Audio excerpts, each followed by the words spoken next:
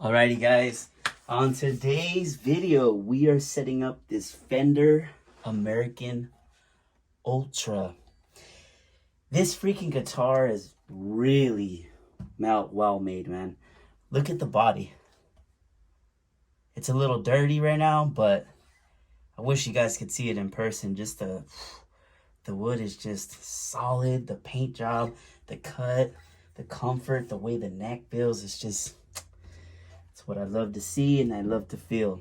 So, client brought it in actually for his friend that's a 14-year-old guitar player. And they play in the church, and he was telling me they were having like an output jack problem.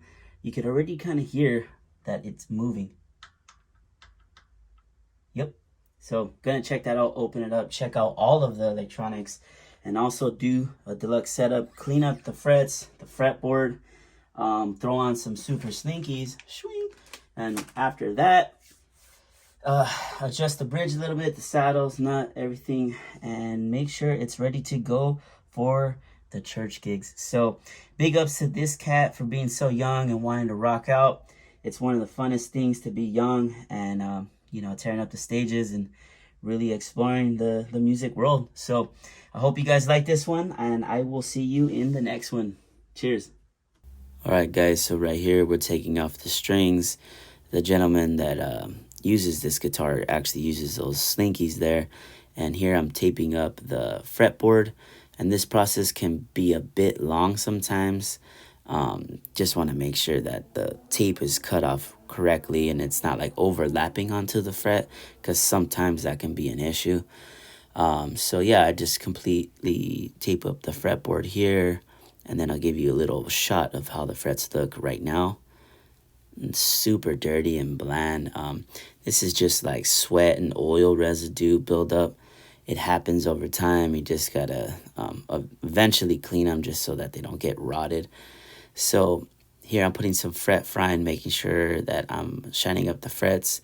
And I actually hit it twice on this guitar because it was pretty bad. So here's that second time there. And just hit the pass. And I actually didn't show this, but I hit it with steel wool on the side after this. So it took a good while, but make sure that those frets are nice and cool. So there I just tightened up the switch, and then I'm going to take off the pick guard.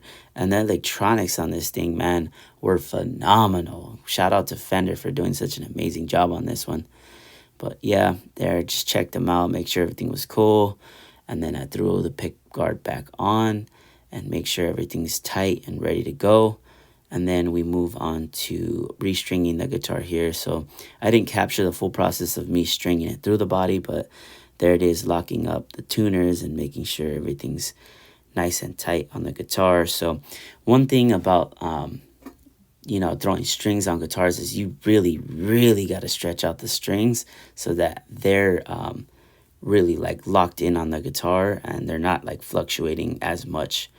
So here I am setting up the guitar, and this process can take a bit of time. One thing I did know is that this player was more of like a jazz player, so he didn't need a floating trem. So I just shot back the bridge there, made sure everything was cool, tuned it up, checked the nut height, and then here you can see that I'm adjusting the whole thing. And here's the finished product with everything, and the intonations on point, and the frets look nice and shiny. The body's super cool. There's pickups. Shout out to this camera work. All right, guys. So here's the Strat ready to rock.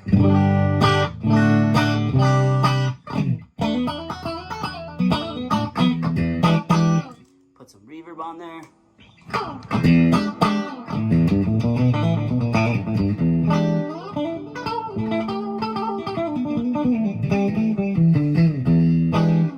So I'll see you guys in the next one. I might be picking up a Strat like this soon. Cheers.